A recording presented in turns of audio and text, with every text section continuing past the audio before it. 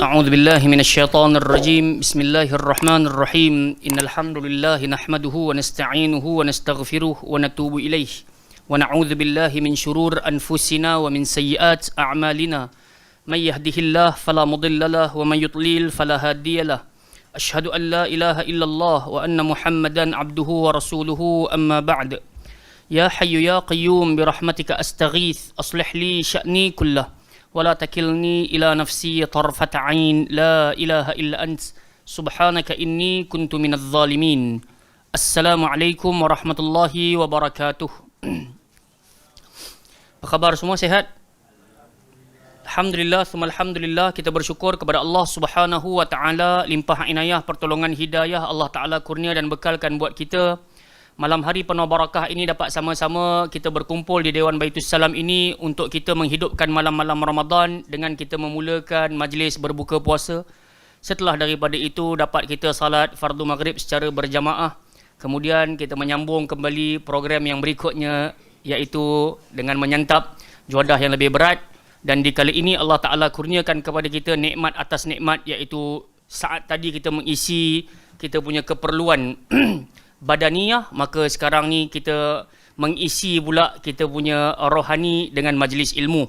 Moga-moga apa yang dapat kita kongsikan pada malam hari ini mendatangkan manfaat dan memberikan kepada kita motivasi yang kuat untuk menjadi hamba Allah Subhanahu wa taala yang baik. Dan kita berdoa kepada Allah semoga Allah masukkan kita beramai-ramai dalam Jannatil Firdausil A'la melalui syurga, melalui pintu Ar-Rayyan. Amin ya rabbal alamin. Jemaah yang dimuliakan oleh Allah Subhanahu wa taala, kita bertambah bersyukur di kala ini kerana kita bersama-sama dengan adik-adik daripada Sekolah Tahfiz Akademi Imam Bukhari yang mereka tergolong di kalangan huffaz, orang-orang yang membaca Al-Quran dan menghafaz Al-Quranul Karim. Semoga generasi ini menjadi generasi pelapis yang menghidupkan Al-Quran dan juga sunnah suatu hari nanti, insya-Allah. Amin ya rabbal alamin. Fa insya-Allah malam hari ini kita menyambung kembali syarahan ataupun kitab kita, iaitu Syarah Hisnul Muslim yang dikarang oleh Syekh Sa'id bin Ali bin Wahhaf Al-Qahtani rahimahullahu taala, yang mana pada pertemuan yang sudah kita telah pun selesai di bawah satu tajuk, iaitu doa bagi orang yang tertimpa musibah. Doa bagi orang yang tertimpa musibah. Jamaah yang dimuliakan oleh Allah Subhanahu wa taala, makanya musibah itu ataupun ujian itu di dalamnya ada padanya dua jenis. Ujian terbahagi kepada dua jenis, satunya ujian kesenangan dan satu lagi ujian kesusahan. Mana-mana di kalangan kita yang tertimpa musibah, maka di sana dianjurkan untuk kita mengucapkan kalimah istirja'. Inna lillahi wa inna ilaihi raji'un. Kemudian diikuti dengan doa yang diajarkan oleh Nabi sallallahu alaihi wasallam, Allahumma ajurni fi musibati wa akhlif li aw wakhluf li khairan minha. Yang membawa erti, ya Allah, ya Tuhanku, berikanlah kepada aku ganjaran atas musibah yang telah menimpa aku dan gantikanlah dengan sesuatu yang lebih baik daripadanya. Taib. Jadi insya-Allah pada malam hari ini kita akan menyambung kepada tajuk yang ke-54. Kalau siapa yang ada buku, maka dia berada pada muka surat 270. Yang mana tajuk besar kita yang kita nak sentuh pada malam hari ini adalah ad-du'a inda ighmadil mayyit, iaitu doa ketika memejamkan mata mayat. Adik-adik sekalian, jemaah yang dimuliakan oleh Allah Subhanahu wa taala sekalian, siapa pun kita, satu hari kita mesti bertemu dengan yang namanya mati. Kita mesti akan bertemu dengan mati. Sehebat apa pun kita, sekuat apa pun kita, sebagus apa pun kita menjaga makan dan minum kita, at last kita akan bertemu dengan kematian. Dan kematian itu adalah untuk kita sama-sama kembali kepada Allah Azza wa Jalla untuk diadili. Dan Allah Azza wa Jalla langsung tak pernah menzalimi diri kita. Baiklah yang kita buat, baik yang kita akan dapat. Jahat yang kita buat, balasan jahat pun ataupun balasan siksaan akan kita dapatkan. Dan akhirnya kita sama-sama akan masuk ke rumah terakhir, sama ada dalam syurga Allah Subhanahu wa taala yang kita dambakan, amin ya rabbal alamin, ataupun dalam neraka Allah Azza wa Jalla yang kita minta perlindungan daripadanya. Na'udzubillahi min zalik. Baik, jadi tajuk kita pada hari ini berkenaan dengan satu jenazah yang mana matanya terbuka. Di sana Nabi SAW ajarkan kepada kita saat menutupkan mata orang yang mati, di sana ada doa yang kita nak bacakan pada malam hari ini, insya-Allah. Sekejap. Jadi hadis yang bakal kita dengarkan ini, okey, Hadis yang bakal kita dengarkan ini datang daripada isteri Nabi SAW, iaitu Ummu Salamah radhiyallahu anha. Jadi sebelum kita pergi kepada cerita yang lebih panjang, jom sama-sama kita menyebut ataupun kita membacanya bersama-sama. Semoga kita mendapatkan bacaan yang betul dan moga-moga dengan bacaan ini kita teringat, dan jika ada di kalangan kita yang wafat dan dalam keadaan matanya terbuka, makanya kita cuba tutup matanya dengan membacakan doa ini. Get ready semua? Boleh baca sama-sama tak? Boleh Jadi saya sebut, kita ikut sama-sama. Allahumma ghfir li fulanin. Dalam kurungan tu dia letak bismihi, maksudnya dengan namanya. Jadi kalau kita tengok depan kita ni ada satu jenazah nama dia Faiz. Okey? Jadi kita tak payah sebut Allahumma ghfir li fulan. Cukup kita terus sebut Allahumma ghfir li Faiz. Sebab dalam hadis ni jelas nak menunjukkan seseorang yang berada di hadapan. So tak semestinya nama dia Faiz, ada nama Ahmad, ada nama Muhammad, ada nama Ali dan semisalnya.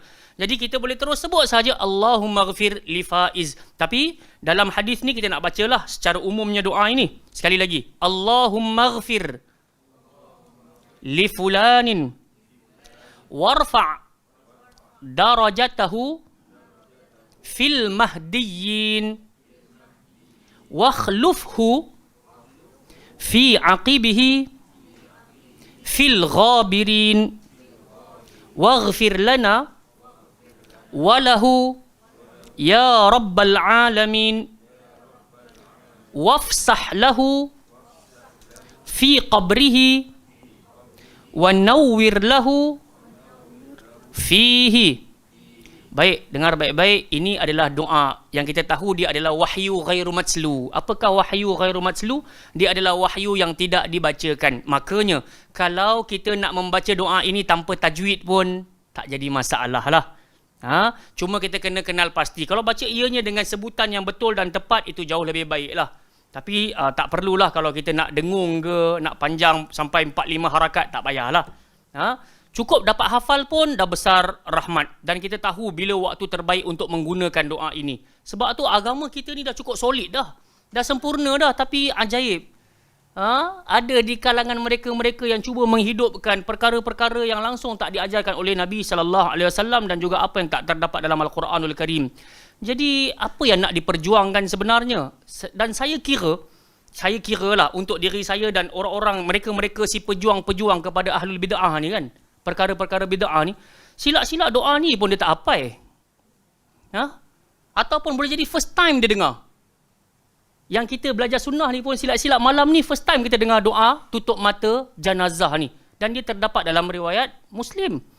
Jadi kerana itu saya harap adik-adik yang menghafaz Al-Quran, bukan setakat adik-adik cekangkan hafalan Quran, tapi ada waktu adik-adik kena masuk juga dalam pelajaran hadis, tafsir, sirah dan semisalnya. Sebab di kalangan mereka juga ada si penghafaz Quran, tapi cara mereka memahami Quran sangat berbeza dengan apa yang difahami oleh sahabat-sahabat Nabi SAW. Faham tak? Jadi bagus nak mengekangkan, atau bukan nak memantapkan hafalan Quran satu part. Tapi satu part lagi memang kita kena selalu minta hidayah Allah Subhanahu Wa Taala. Semoga Allah bagi kepada kita kefahaman salafus salih. Moga-moga saat kita berhimpun dengan mereka nanti di dalam syurga Allah Subhanahu Wa Taala, kita menjadi orang yang berbahagia. Kita tak nak tergolong di kalangan orang-orang yang tidak dapat sampai ke telaga Al-Haud, yang mana Nabi kata aku menunggu kalian di telaga. Dan kita pun duk berasa kita ni semua pejuang, dan akhirnya perjuangan kita bukan nak menegakkan Quran dan Sunnah, tapi nak menyuburkan urusan bid'ah. Na'udzubillahi min zalik. Baik, jom kita pergi kepada hadis ini secara menyeluruh. Datangnya daripada siapa? An Ummi Salamah radhiyallahu anha qalat. Hadis ini datang daripada Ummu Salamah radhiyallahu anha. Katanya, dakhala Rasulullah sallallahu alaihi wasallam ala Abi Salamah wa qad shaqqa basarah fa aghmadahu thumma qala inna ar-ruh إذا قبض تبعه البصر فضج ناس من أهله فقال لا تدعوا على أنفسكم إلا بخير فإن الملائكة يؤمنون على ما تقولون ثم قال Allahumma ighfir li Abi Salamah warfa' darajatah fil mahdiyyin wakhlufhu fi aqibihi fil ghabirin waghfir lana wa lahu ya rabbal alamin wafsah lahu fi qabrihi wa nawwir lahu fihi. Wa fi riwayatin nahwahu ghaira annahu qala wakhlufhu fi tarikatihi wa qala Allahumma awsi' lahu fi qabrihi wa lam yaqul ifsah lahu. Baik. Jadi hadis ini telah kita sebutkan tadi datang daripada Ummi Salamah radhiyallahu anha. Kita boleh tengok dekat muka surat 271 tu, dia punya syarahan. Sahabiah yang meriwayatkan hadis ini adalah Ummu Salamah radhiyallahu anha. Di awal hadis disebutkan ucapan Ummu Salamah radhiyallahu anha, Nabi sallallahu alaihi wasallam datang melihat Abu Salamah dalam keadaan telah wafat. Apa yang berlaku? Wa qad syaqqa basaruh. Wa qad syaqqa basaruh, mata Abu Salamah ni terbuka. Apa yang berlaku lagi? Thumma fa'aghmadahu, maka Nabi SAW pun memejamkan mata Abu Salamah. Jadi kalau adik-adik tengok, suatu hari nanti kalau Allah Azza wa Jalla takdirkan benda yang kita tak jangka-jangka, ada orang mati kat depan kita, memang mata dia terbuka, maka sunnahnya Nabi pejamkan, Nabi tutupkan mata tersebut. Okey.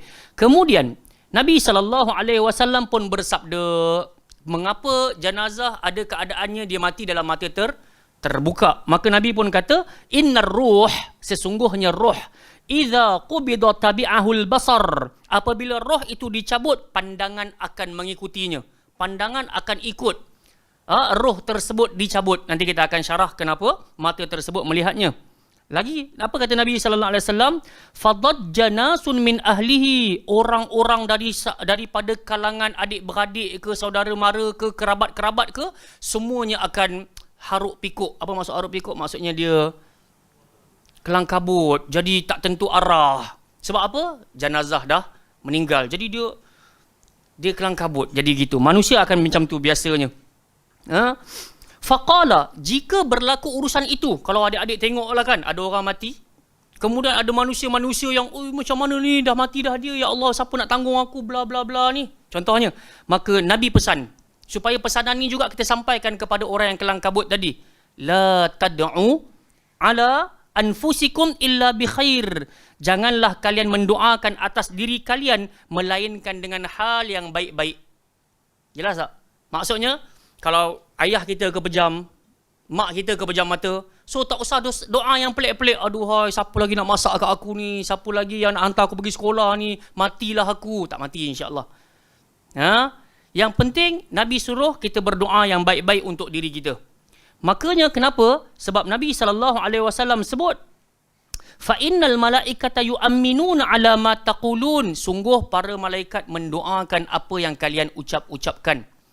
Jadi ungkapan saat ada orang mati ni nak kena jaga. Sebab tu Nabi SAW juga pernah menyebut, laisa minna man latamal khudud wa syaqqal juyub wa da'a bid'awal jahiliyah. Bukan dari golongan kami orang yang menampar-nampar muka. Zaman jahiliyah dulu adik-adik, kalau ada orang mati ni, dia punya rasa, kita panggil apa? Sedih itu sampai tampar muka ni. Wa syaqqal juyub, ada pula yang koyak baju. Dan ada pula yang berguling-guling, ataupun dia, kita panggil dakwa ni, apa maksudnya? Merintih, meratap. Dengan ratapan jahiliyah. Dia buat benda-benda tak betul. Saya dahulu ada satu kenalan yang sangatlah rapat dengan saya. Pernah kematian suami, tapi tak tahulah apa yang berlaku dalam diri dia. Allah Azza wa Jalla uji lepas kematian suami dia, dia punya meratap tu lain macam. Dia meratap sambil dia tinggalkan solat tarawih. Dan malangnya dia tinggalkan solat sampai akhir hayat dia. Innalillahi wa inna ilaihi raji'un. Dia tak boleh terima. Dulu aku biasa pergi dengan laki aku masjid. Dulu dia bawa aku lepas pergi kuliah, pergi minum di kedai. Ni siapa nak bawa aku? Dia berulang-ulang ucapan-ucapan macam tu. Dan akhirnya orang-orang pun dah tak nampak dah dia pergi ke masjid lagi. Dah tak lagi. Malah ada yang memberitahu langsung dah tak dirikan salat sampai nyawanya dicabut. Sebab tu kita sangat berhajat kepada ilmu yang bermanfaat adik-adik. Orang yang belajar Quran, orang yang belajar sunnah, selepas daripada kewafatan orang yang tersayang, dia sangat tahu bagaimana nak urus diri dia, dia sangat tahu macam mana nak urus kesedihan diri dia. Perhatikanlah guru-guru kita yang kehilangan mak ayah ke adik-beradik ke, saat hilang saja kita boleh nampak ketenangan di wajah mereka. Sebab mereka rida. Sebab tu orang yang tak belajar Al-Quran, orang yang tak belajar sunnah Nabi SAW, kadang-kala mereka buat benda yang tak sepatutnya. Ada yang kelar tangan, ada yang tak makan berhari-hari, ada yang jadi serabai, serabut. Kita jangan macam tu adik-adik. Apa yang kita nak kena buat saat orang tersayang pergi, kita tahu ungkapan kita mesti inna lillahi wa inna ilaihi raji'un.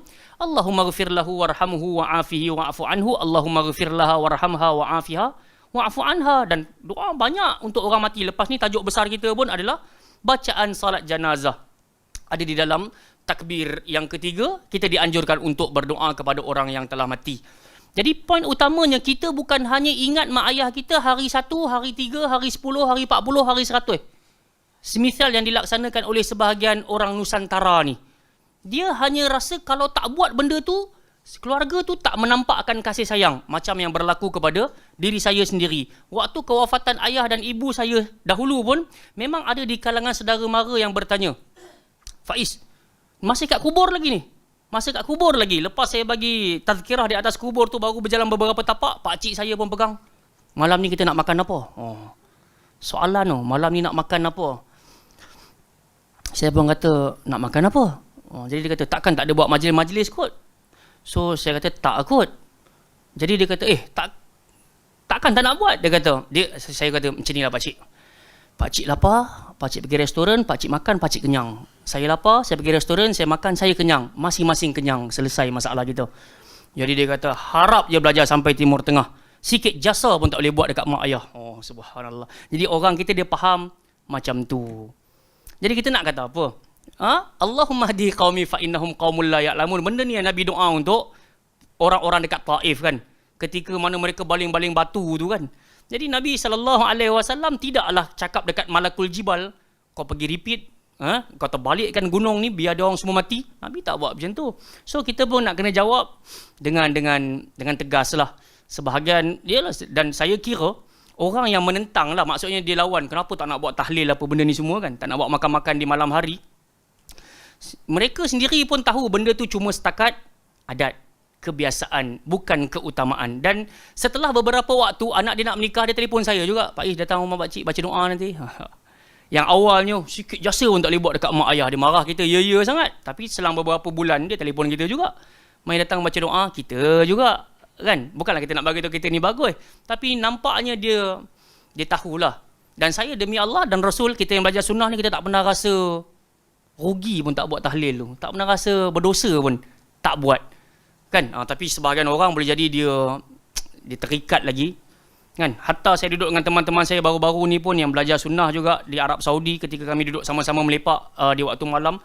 Makanya itulah perbincangan kami masing-masing untuk menghidupkan surau di rumah masing-masing kan. Macam mana? So dugaannya berbeza-beza lah kan. Ada orang, tu yang kita kata, ada orang dia perlu tempoh 2 tahun, 3 tahun maka berubah. Tapi ada orang dia perlukan kepada 5 tahun, 10 tahun. Tapi yang bagi hidayah siapa? Allah Subhanahu Wa Taala. Baik, kembali kepada poin utama kita berkenaan dengan orang mati yang berada di hadapan kita, dan kembali kepada hadis Nabi sallallahu alaihi wasallam ini. Nabi kata, fa innal malaikati yu'minuna ma taqulun. Ingat, apa saja yang kalian ucapkan, malaikat pakat-pakat sebut amin. Kemudian summa qal, maka Nabi pun tengok kepada Abu Salamah, Nabi pun berdoa, Allahumma ghfir li Abi Salamah. Yang ni kita sebut tadi ni. Kalau depan kita ni jenazah nama dia Faiz, kita pun sebut Allahumma ghfir li. Li tu maksud dia apa? Ni pengurus kita apa? Abang Li kita juga. So li maksud dia untuk. So ya Allah, ampunilah dosa-dosa untuk si Faiz ni. So macam tu. Kemudian Nabi suruh apa lagi? Warfa' darajatahu fil mahdiyin. Angkatlah darajatnya bersama-sama dengan siapa? Orang yang mendapat petunjuk. Siapa dia orang yang mendapat petunjuk? Siapa? Lagi? Lagi? Lagi? Wa hasuna ulaika rafiqa. Yang ni kita boleh tengok dekat dalam ayat apa? Surah An-Nisa ayat 69. Orang yang dapat hidayah ni Allah kata, wa may yuti'illaha war rasul fa ulaika ma'al ladzina an'ama Allahu 'alaihim minan nabiyyin was-siddiqin wasyuhada was-salihin wa hasuna ulaika rafiqa. Barang siapa yang taat kepada Allah, barang siapa yang taat kepada Rasul, maka orang-orang ini telah dianugerahkan ataupun diberi nikmat untuk bersama-sama dengan para nabi. Siapa lagi? Asy-syuhada as-salihin wasyuhada as-salihin. Faulaika ma'al ladzina an'amta 'alaihim minan nabiyyin was-siddiqin wasyuhada was-salihin. Jadi kita ni berharaplah semoga saat kita wafat, kita meninggal dunia pun kita dimasukkan di dalam kumpulan tersebut. Orang-orang yang Allah Taala sebutkan. Kenapa? Wa hasuna ulaika rafiqa. Kerana mereka itulah sebaik-baik teman. Kemudian lihat apa lagi permintaan Nabi sallallahu alaihi wasallam, wakhlufhu fi aqibihi fil ghabirin. Ciptakanlah pengganti dari dirinya bagi orang-orang yang ditinggalkannya. Nampak tak? So Nabi sallallahu alaihi wasallam doa untuk Abu Salamah. Benda ni jadi musibah tak untuk jadi musibah tak untuk Ummu Salamah? Jadilah kan pasal kehilangan suami. Tapi Nabi SAW tak biarkan Ummu Salamah terkontang-kanting. Nabi ajar pula untuk baca kalimah istirja' dan doa yang kita baca di awal-awal tadi. So dekat sini Nabi SAW doakan Abu Salamah dengan mengatakan wakhlufhu fi aqibihi fil ghabirin. Ya Allah, ciptakanlah pengganti dari dirinya. Maksudnya dia dah meninggal. Dia dah wafat. Adakan seorang pengganti untuk menjaga orang yang dia tinggalkan. Siapa dia? Ummu Salamah dan juga anak-anak. Jadi kita punya Islam ni agama yang terlalu ataupun yang ialah kita sebut terlalu menjaga kita panggil apa, kebaikan setiap pihak. Bukanlah kita tengok orang tu mati kita pun kata padan muka. Siapa suruh bawa motor laju-laju? Siapa? Tak. Islam dia tak macam tu. So di antara doa yang kita boleh bacakan adalah wakhlufhu fi aqibihi fil ghabirin. Jadi ini antara doa-doa yang kita boleh baca. Kemudian Nabi sallallahu alaihi wasallam pun doa lagi, waghfir lana walahu ya rabbal alamin. Maafkanlah kami, maafkanlah dia wahai Tuhan sekalian alam. Dekat dalam doa ini, jamaah sekalian, adik-adik sekalian, dia ada satu pelajaran penting di mana Nabi sallallahu alaihi wasallam ketika suruh kita berdoa, kena doa untuk diri sendiri dahulu. Baru doa untuk orang lain, walaupun jenazah tu masih ada dekat depan mata kita. Jadi kita pun kata, ya Allah, ampunilah kami, barulah ampuni si dia wahai Tuhan sekalian alam. Dan itulah aturannya kalau nak berdoa pun. Kita sayang tak mak ayah kita? Sayang. Tapi kalau kita baca doa macam mana? Rabbi firli dulu, baru kita sebut wali walidayya. Mana ada di kalangan kita yang sebut Rabbi fir li walidayya wali. Tak ada orang doa macam tu. Seorang akan doa, Rabbighfir li, ya Allah ampunilah aku dan ampunilah juga kedua ibu dan ayahku. Warhamhuma kama rabbayani saghira. So itu etika berdoa. Kemudian Nabi doa apa lagi? Wafsah lahu fi qabrihi, dan ya Allah lapangkanlah, luaskanlah kuburnya, wa nawwir lahu fi, dan berilah cahaya dalam kuburnya. Jamaah yang dimuliakan oleh Allah Subhanahu Wa Taala, saya kira kalau kita nak baca macam ni sekali imbas nak terus ingat susahlah. Tapi ia perlukan kepada juhud, semangat dan juga kesungguhan bagaimana nak berinteraksi dengan keadaan itu. Dan sebelum tu memang kita dianjurkan untuk cuba menghafazlah. Kalau tak, macam mana kita nak praktikal? Nak jumpa mayat pula bukan senang. Kan? Nak tiba-tiba ada orang mati kat depan kita, tak senang. Tapi sekurang-kurangnya adakan persediaan. Sebab tu yang kita kata awal-awal tadi tu, doa dalam Hisnul Muslim ni pun cukup banyak tak teramal. Tiba-tiba kita nak buat benda yang Nabi SAW tak buat, Al-Quran tak perintahkan, rugi, sangat-sangat rugi. Baik, jom kita lihat apakah yang dimaksudkan oleh Nabi SAW tadi. Innar ruh idza qubida tabi'ahul basar. Roh ni apabila dicabut, mata akan pandangan akan mengikutinya. Apa maksudnya? Kalau kita tengok dalam buku kita, yang diertikan dengan mengikutinya adalah yakni pandangan itu mengikuti roh. Sejauh mana roh tu pergi, pandangan akan melihat roh tersebut pergi. Roh itu bersifat muzakkar dan juga muannas. Perkataan roh boleh disebut sebagai hadzar ruh ataupun hadhihir ruh. Sama macam perkataan hisan, kuda. Hadza hisan wa hadhihi hisan. Dua-dua boleh. Dia tak payah tambah hisanah ke macam tak payahlah. So hisan sahaja. Hadza, hadhihi boleh guna pakai. Roh pun sama. Sebab tu dia kata roh ini bersifat untuk muzakkar dan muannas, dan asalnya adalah muzakkar. Oleh kerana itu dalam hadis ini disebutkan berbentuk muzakkar, sebab ada je roh orang mati yang lelaki, orang perempuan pun mati juga, roh dia keluar juga, tapi digunakan dalam bentuk muzakkar. Sebahagian ulama berpendapat bahawa sabda Nabi SAW, apabila roh itu dicabut, pandangan akan mengikutinya, ada dua kemungkinan dengan baik-baik. Yang pertama, apabila roh itu dicabut, pandangan akan mengikutinya ketika dia pergi, kerananya baginda memejamkannya. Baginda pun memejamkan mata Abu Salamah. So yang dah pergi tu pergilah. So jangan biar apa kita panggil tu terbeliak begitu sahaja. So kita pun tutuplah. Sebab pandangannya akan tengok sejauh mana roh tu pergi. Okey? Sebab pandangan itu akan hampa dengan perginya roh tersebut. Pasal apa?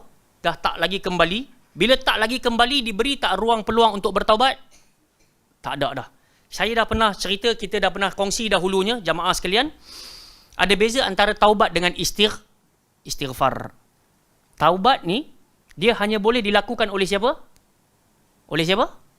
Diri sendiri. Kita tak boleh nak suruh, adik baru hafal Quran, usia adik baru muda ni, ustaz bagi 1000 ni, tolong taubat untuk ustaz. Tak boleh. So, kita sendiri yang nak kena bertaubat untuk diri kita. Dia berbeza dengan istighfar. Kalau mak kita dia tak doa untuk diri dia, kita boleh doakan untuk dia. Allahumma ghafirli wali walidayya. Dan benda tu sampai. Yang kedua, beza dia ataupun perbezaan antara taubat dan istighfar, taubat ni dia ada expired date. Tarikh tamat tempoh. Bila taubat ni betul-betul akan tamat tempoh, satunya ketika nyawa sampai di kerongkongan, dan yang kedua ketika matahari terbit daripada barat. Jadi dalam hadis ni Nabi nak bagi isyarat kepada kita, saat roh tu dah keluar daripada kerongkong kita, dia tak kembali lagi dah. Jadi bila tak kembali, ini yang dimaksudkan pandangan itu akan hampa. Hampa ni bukan Penang punya hampa tu. Hampa ni sedih ya, sayu. Tapi nak buat macam mana? Manusia, dalam Quran Allah kata dalam Al-Ma'arij, innahum yarawnahu ba'ida wa narahu qariba. Mereka melihat urusan negeri akhirat, urusan kematian tu, lambat lagi lah aku nak mati. Tapi kata Allah Subhanahu Wa Taala, wa narahu qariba. Kami melihat urusan akhirat kiamat itu sangat cepat tempohnya. Tak lama lagi dah nak berlaku. Jadi sebab tu kita kena senantiasa bersiap siaga dan bersedia dengan kematian yang akan menjemput kita bila-bila pun. Tak tahu. Dan sebenarnya kita berada di dalam bulan Ramadan ini, kita bukanlah harap nak mati. Tapi sangat-sangatlah kita berharap sebelum kita mati bertemu Allah Azza wa Jalla, adik-adik sekalian, kita mati dengan membawa guni-guni amal. Dan di antara persediaan amalan kita baca macam doa yang Nabi ajar. Allahumma ahsin aqibati fil umuri kulliha wa ajirna min khizyid dunya wa azabil akhirah. So kita minta pengakhiran yang baik, Allah Ta'ala mudahkan urusan kehidupan kita keseluruhannya. Kemudian kita berharaplah semoga kita dijauhkan daripada azab negeri akhirat. Doalah adik-adik jamaah sekalian. Kita berada dalam tempoh yang terbaik. Allah Ta'ala suka nak memperkenankan doa. Tapi sangat rugi dan malang jika kita termasuk di kalangan orang yang tidurlah malam ni, besok bangun boleh main lagi. Kan? Malam nak hafal betul-betul, besok boleh hafal lagi, minggu depan boleh hafal lagi, minggu depan boleh murajaah lagi. Takut kesempatan tu tak ada. Bila roh pergi, apa yang berlaku dengan pandangan tadi? Hampa. Alamak, menyesal tak mengapai, menyesal tak mengulang, menyesal tak minta ampun, menyesal tak sujud sungguh-sungguh berdoa. So kita sangat risau benda tu berlaku pada diri kita. Sebab tu kita belajar bab ni. Baik, yang kedua, kalau kita dapat lihat dekat sini, apabila para malaikat mencabut roh seseorang, maka orang yang sakarat itu akan melihat kepada para malaikat yang datang kepadanya dengan mata yang merah. Dengan mata yang merah. Malaikat yang datang nak cabut nyawa tu, dia akan melihat malaikat tersebut dengan mata yang merah. Hingga matanya tak terpejam lagi. Terbeliak tengok kedatangan siapa?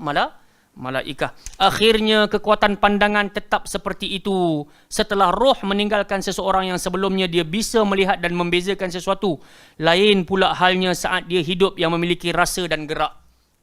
Dah ada beza dah. Kali ni mata terbuka, dah tak ada pilihan lagi dah. Nak kelip ke, nak pejam lama-lama, nak buka balik ke, nak berdiri ke, dah tak ada dah kesempatan itu. Sewaktu dia hidup dulu dia adalah, kita bangun, mak kita kejut, bangun subuh, warden kita bagi tahu bangun, sahur. Kita pun ada option. Buka je mata, ada option. Nak pusing kanan dulu ke, nak pusing kiri dulu ke. Ada pula yang option dia dah dikejut, dia terus bangun, dia pergi tandas, ambil wuduk ke, kan. Tapi kalau mati datang menjemput, malaikat datang menjemput, dicabut roh kita, maka tak ada dah kesempatan tersebut. Yang sebelumnya dia boleh membezakan sesuatu, kali ini tak boleh dah.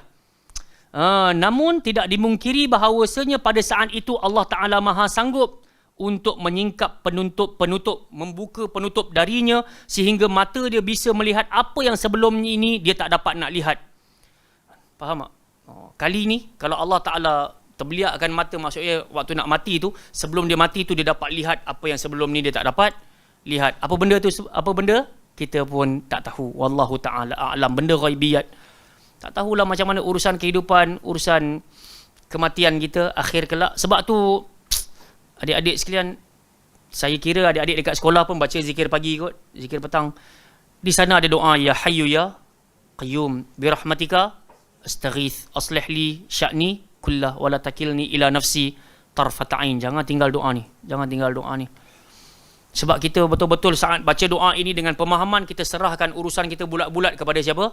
Allah Subhanahu wa Ta'ala. Jadi itu di antara perkara yang dapat kita kongsi pada malam hari ini, berkenaan dengan doa ketika memejamkan mata mayat. Boleh jadi ada di kalangan kita sekarang dia kata, alah, bilalah ada orang nak mati, bilalah aku nak beramal sangat dengan doa ni, sangat kan, bilalah boleh aku nak baca doa ni. Sebenarnya kalau ada persediaan, fa insya-Allah kita lah orang-orang yang menghidupkan sunnah Nabi sallallahu alaihi wasallam. Makna kata tak mampu nak baca dalam bahasa Arab sekalipun, jangan lupa dalam bahasa Melayu lah kan. Kita baca dalam hati ke, cakap pelan-pelan ke, ya Allah maafkanlah jenazah ini, ya Allah. Lagi apa? Angkatlah darajatnya bersama dengan orang-orang yang diberi petunjuk. Gantikanlah dirinya dengan orang yang dapat menjaga family dia, ya Allah. Maafkan diri kami, maafkan dirinya, wahai Tuhan sekalian alam. Lapangkanlah kuburnya, ya Allah, dan cahayakanlah ataupun terangilah kuburnya, ya Allah. Jadi ini antara benda yang kita dapat sama-sama amalkan jika ada orang yang mati di hadapan kita dalam keadaan matanya apa? Terbuka. So poin utama dia apa dia? Tutup dulu. Kan, tutup dulu. Saya tak tahulah kalau kisah tanah kubur kita tutup dia buka balik, tu cerita lain lah. Tapi ada beberapa cerita yang kadang-kadang ajaib saat orang mati ni. Hatta dahulu waktu saya kecil, saya ingat lagi ada satu makcik ni, dia dah wafat, dia meninggal dunia. Waktu jenazah-jenazah ni mandikan dia bersin. Biasa kan dengar macam tu lah. Tengah dia mandikan ni, jenazah tu bersin. Acum. Jadi semua orang berlari. Semua orang keluar. Saya pula tu tengah kecil lagi, saya tak tahulah. Kan, tanya kenapa semua orang lari ni, makcik-makcik ni keluar dengan lap-lap peluh apa semua. Semua kata, jenazah tadi bersin, kata. Ya ke? Kita pun innalillah. Tak tahulah kan sejauh mana kebenaran. Tapi kalau dengar cerita orang-orang askar pula kan, yang jadi komando ke apa, memang tak tahulah. Cerita-cerita mereka pun banyak mistik-mistik juga. So kita berharaplah apa yang bakal bertemu kita satu hari nanti tidaklah sebagaimana itu. Dan kita tak nak benda-benda tersebut merupakan talbis iblis yang menyebabkan kita rasa kita ni supernatural. Aku ni lain daripada orang lain. Korang tak nampak dia bersin, aku nampak dia bersin. Korang tak nampak dia jenazah tu menguap tadi, kau tak nampak, aku nampak. Menguap. Kan, jangan macam tu lah. Sebab orang-orang sekarang ni dia nak lebih kepada mistik. Dia tak nak kepada dalil. Dia nak lebih benda yang dia nampak dengan mata dia jelas. Dia tak nak terima wahyu yang benar-benar turun melalui lisan Nabi sallallahu alaihi wasallam. Saya kira cukup setakat itu untuk tazkirah kita pada malam hari ini. Insya-Allah kita dirikan salat isyak berjamaah, kemudian ialah kita tarawih dan bersurai insya-Allah. Subhanakallahumma wa bihamdika asyhadu an la ilaha illa anta astaghfiruka wa atubu ilaik. Wa sallallahu ala nabiyyina Muhammad ala alihi wasahbihi wa baraka wasallam. Assalamualaikum warahmatullahi wabarakatuh.